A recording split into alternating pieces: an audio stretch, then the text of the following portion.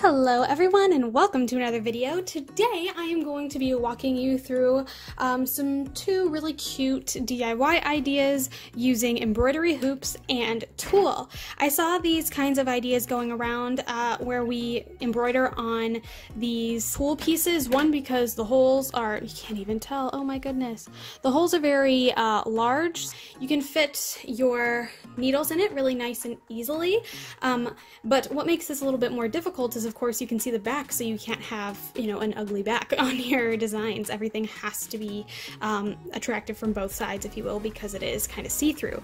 But what's cool about it is from far away, it actually looks like your design is like floating in the middle of the embroidery hoops. So I'm actually going to do one where I walk you through how I'm going to embroider a design onto tulle, and then another one that I saw that I just thought was super cute and wanted to recreate myself using two pieces of tulle and some faux flowers that you can get anywhere. Mine are from, I actually think they were donated from a friend, but you can get them from the Dollar Tree, from Michael's, wherever you have faux flowers available, or really anything that you would like to put inside there just for a super fun floating aesthetic. We're going to go for this really simple floating flower design first. Obviously, of course, you're going to need tulle. This is the key ingredient here. Now, I had these pieces of tulle or rolls of tulle left over from some projects a long time ago. Like, I want to say this one's from high school, but man, the glitter gets everywhere. So I decided not to use that and just go for this white.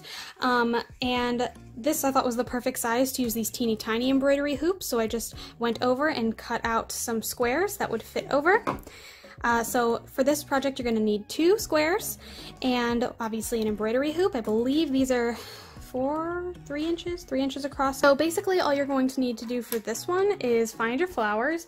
The reason I even chose these flowers is because I thought they were tiny enough and they're really fun. They're like plasticky almost, and I think they look really pretty as like little sprigs. So I think I'm just going to find a set of these that I like. I'm gonna go get my wire cutters and cut off my favorite sprig. Never mind, no need, they pop off. So I'll take that one, and I like this one, and this one. Oh, wow, apparently the whole things can pop off too. Let's see if I can put that back on there. Now it's time to actually start the assembly. This is so easy. So what I'm going to do actually is I'm going to use this to kind of measure things out, because I think these are just a little bit too tall. Cut off the little edges. They're plastic, so it shouldn't be too difficult. Got all my plastic bits cut, and I think they mostly fit. There we go. Now that I've got this all ordered, I'm going to take this off, take my second piece of tulle and kind of layer it on top. I'm going to take this, lay it in there, so that the tulle is on top of that middle ring. Then you're going to take your bigger ring, make sure it's nice and loose, and you're going to pop it around.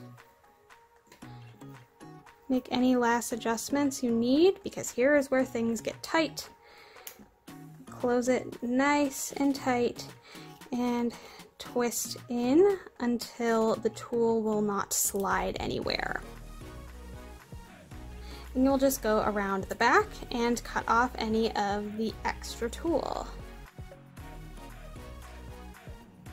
And there you have this cute floating flower design. Now that that's all done, it is time to move on to our second one. This is only going to require 1 piece of tulle, and from the start, we are going to add our tulle into our hoop. With this all done, I actually picked out my colors of thread that I'm going to use. I'm going to use this marshy green for some leaves. I'm going to use these 2 different pinks for some roses, and I think I am going to just go wild and make a pretty little floral design, kind of to complement this one a little bit. Yeah, and I think The next step, very plain and simple, is going to be to thread the needle. Now I'm going to be doing some woven roses for this because I think it will hide the back the best. I am also using my biggest needle that I have, one because it's easier to get a 6-strand piece of embroidery floss through it, and 2 because these holes are actually quite big. And I'm going to need to double knot this on the back to be absolutely certain that it does not pull through the larger holes on the tool. And once that is done, I'm going to start in the middle here, and I think I'm going to do a dark rose in the middle and 2 light roses that are a little bit smaller on the outside. That's kind of the design I have in mind. To create the base for your rose, you're going to need to do 5 spokes. The important thing here is also making sure that it's relatively even on all sides. So if I want my center to be here, I'm going to come up through the center and pull until my double knot hits the back. And I'm going to go straight up first, make it relatively big since I want this to be like my focal point rose. And instead of coming over to start my next spoke, I'm going to go back through that center hole again. All the way up. And now I will go back out and start my side spokes. So I will go out, pull it relatively tight, and then once again come back up through the middle to keep it relatively even on both sides.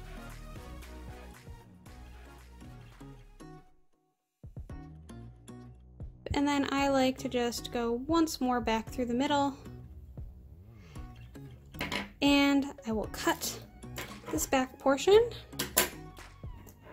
and tie these 2 together to be covered by the rose once we actually start completing it.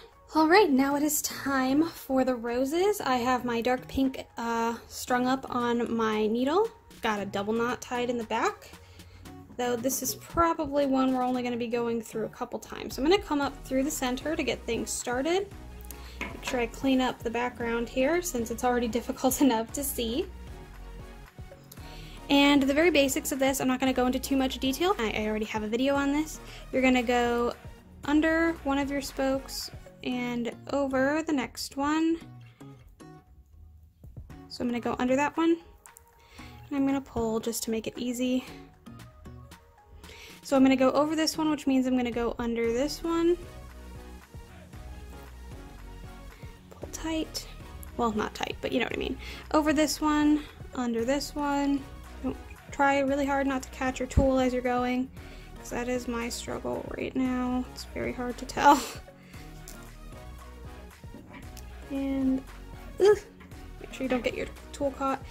And basically you're just going to keep going, and since I went under this one the first time, I'm actually going to go over it now, and I'm going under this guy. And you're just going to keep going around and around and around until your roses form, so I'm going to do that and come back when it's all done.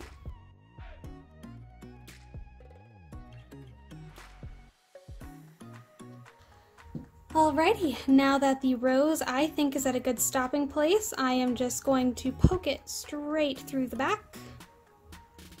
Turn it from where it once came.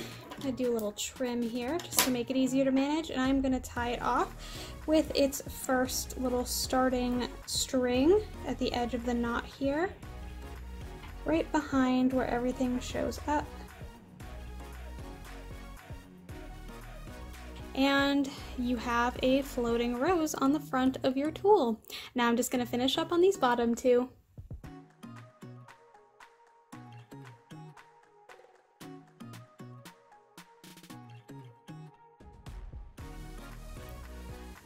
And here we have our second floral design floating in what appears to be nothingness.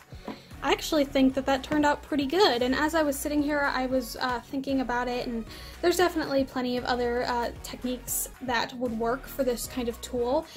Specifically satin stitches, because they fill whole spaces, would be really, really great for keeping the back kind of hidden, and I don't even think the back looks that terrible on these, but we got some really cool texture coming from this, not to mention there's a whole bunch of opportunities for you to create even more with these by staining them or putting some color in them, maybe even adding like some lace. Okay, so obviously I just awkwardly cut myself off because I had this brilliant idea to put lace around the outside that I hadn't even considered, that I had some really nice lace that I had bought by the yard left over, and it was just such a small amount and it fit around both of these perfectly, and oh my gosh, they're so cute. It is so grandma and I so love it. I think this really just kind of pushed it to the next level. I really, really like them. I hope you guys do too, and I hope that this inspired you to do something different or a little bit outside of your comfort zone. I hope that this transition has kind of made sense, because I really don't know what else I would have said had I not awkwardly cut myself off, but I think I'm just going to end it here. Thank you so much for watching. If you like what you saw, feel free to like and subscribe. I put out new videos every Sunday at noon Eastern Standard Time, and I would love for you to be there for the next one. So thanks again for watching, and I hope to see you then. Bye!